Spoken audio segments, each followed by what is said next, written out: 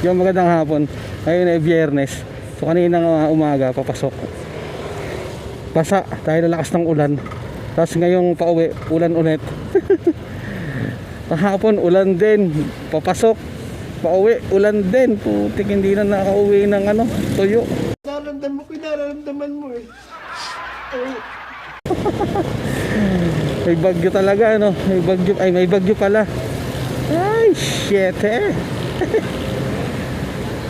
I never meant to use my stepping stone.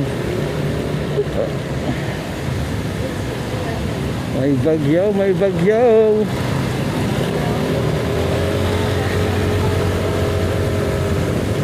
May bagyo detail.